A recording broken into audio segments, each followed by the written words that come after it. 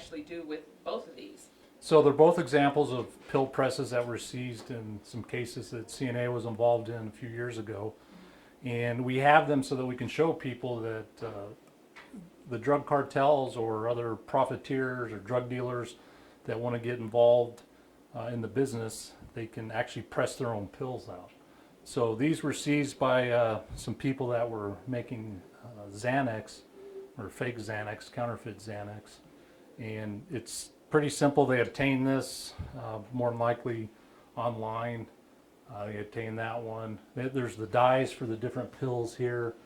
And you just, in this case we have cornstarch, but they have the ingredients for whatever pill. Let's say the fentanyl pills, the little blue ones, they'd have the stamps for the blue pills. Mm-hmm.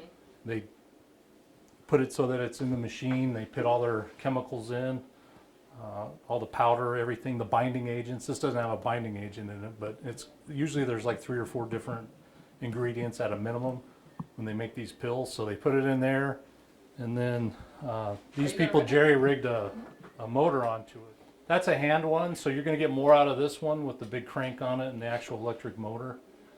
So this one's going to be able to go through a lot more. And look at the hopper on it on this one versus the one on the backside there is a lot smaller. How many pills do you think they can crank out of this thing? As much as they have for the materials for it, so until they run out of material.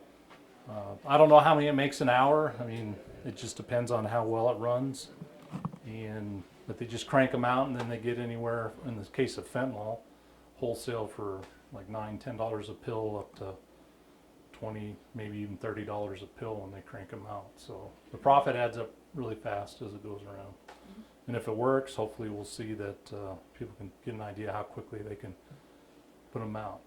The other thing with these pills, like the ones that come up from Mexico, it wouldn't surprise me if the drug organizations down there who manufacture them have even bigger, more sophisticated, possibly even pharmaceutical grade type machines to press them out.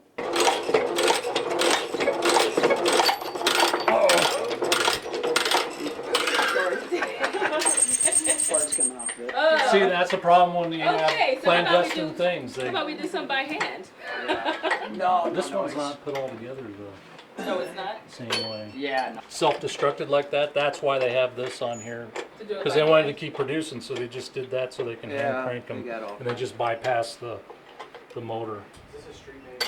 Okay, so you can't. That's a real pill press, but they rigged it up. However they got it, the original electrical outlet, it was cut, so they went and got this motor and threw a drive belt on it. Let me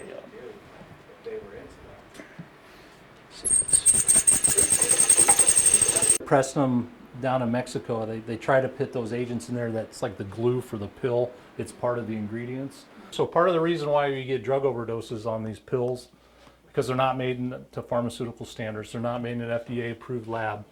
But what happens is the people that, the drug manufacturers, the dealers that are making this, I mean, there's no exact science to it. I mean, you see they're just pretty homemade.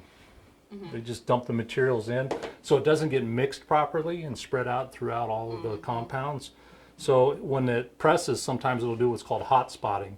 And that means that, you know, in this hopper, because it's not mixed, that one pill might have 2 milligrams of fatal dose, one might only have 1 milligram of fentanyl, one might have 1.4, one might have 3. It just depends on what you know, what's in there, how much is actually there, and as it goes through it, because they don't use the exact science that, you know, a real drug manufacturer would use.